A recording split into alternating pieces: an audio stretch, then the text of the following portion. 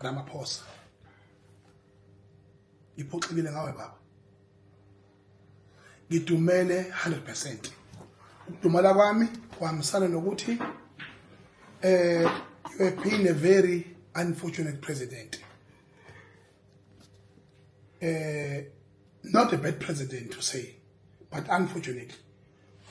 Awunamgogodla wangena ngasikhathi esibi uzazela umanuva lapha emayini ngendlela oyibandivela ngayo kodwa wayithola usuku uhulumeni waphoqeleka nawe ukuthi ubosopolitiki ungayena sopolitiki. Leyo nto leyo yakulimaza. And futhi you are an over consulting leader. You don't take decisions. You are not famous with deciding. Yabona nje ikuze kithi enkandla leyana noma yena amaphutha la inaphutha khona kodwa ayayithatha isinqumo. Uthatha isinqumo that's being a leader. You must be a leader. Take decisions and be courageous and be firm. And ma uphethile futhi ungasabi ukusho ukuthi uphethile. Manje uzoconfirma into endala ekade ixoxwa oza kweni nomndeni wakho wakwaKhongolose ukuthi vele ukazi ufanele ukuba lapho khona. Uthema ufika isystem ye-economy ethinta abantu abamnyama yashut down yaphela. Thema shut down ama-opposition wonke avuka kuvukela. Kodwa iStellenbosch bekulokuthiwa nje ihlombe. iWestern Cape lokhu lishayile ihlombe. Ngithi mina njengenkosana yeswe Matamela Ramaphosa, njengenkosana kaKhongolose, njengomshisi wempepho, njengobaba ophethe isihlangu okuya ngesihlangu sikala ngalibalele, the first president of African National Congress, njengomfowethu okuya ngesihlangu sikaMandela owamaphezulu kwethuna likala ngabalele 27 April 2027. Wabeka la isandla. What dear Mr. President, I am standing here before you to tell you that today South Africa is free. Ugiya kanjani ngaso sihlangu? Uyishisa kanjani na umpepho? Uyoma phambo komphefumulo wonke kaKhongolose. Uzowutshena ukuthi awuyilutho after 30 years. Izwe libulewe yinina.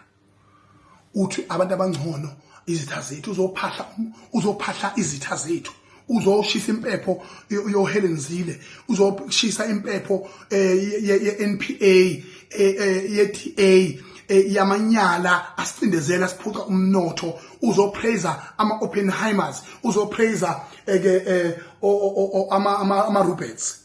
Leyo nto leyo oyenzile ideserve inhlawulo emndenini. Inhlawulo yakho-ke baba ukuthi ushayisa ngomoya. Ngoba vele nikujiye nje anikaze nize nezidlabuluko nabelungu abacindezela kabuhlungu ngaka lutho nifana nse njengoba nishade nenkatha ontule bathule nje ngiyayisola ukuthi untule ngamfundisela nokuhleka ngiyayisola uhambe ehleke eqhawula wonke umuntu akho decision akho implementation istanje la untule nombalo 70 yodwa nje manje istanje ubafika nje beyaluza nje manje ke Ramaphosa wazokhankasela uHelen Zille ukuthi azoba iMayor of Johannesburg. KwiJohannesburg enkundleni yesigameko. Udlamandla kaPanyaza Lusufi. Ngoba phela iANC ayithayina abaholi. They are just scattered all over. Ugodlelweni nje anasi. uPanyaza Lusufi ucindezelelwane nje anasi. Junda bacindezelwane nje anasi. Baningi. Kodwa impala lo wale Eastern Cape omunye ophaphe nalo sise lokuthiwa umshivuti lo office lamongameli. Naye noma ebuye kukhona izinto lezi abuye naye abe technically incorrect ngazo. Kodwa okuningi ukushaya kahle ophela kisona sicela siyaphetha.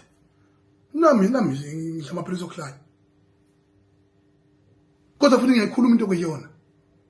Anasi ukuthi kwenzelani lokho.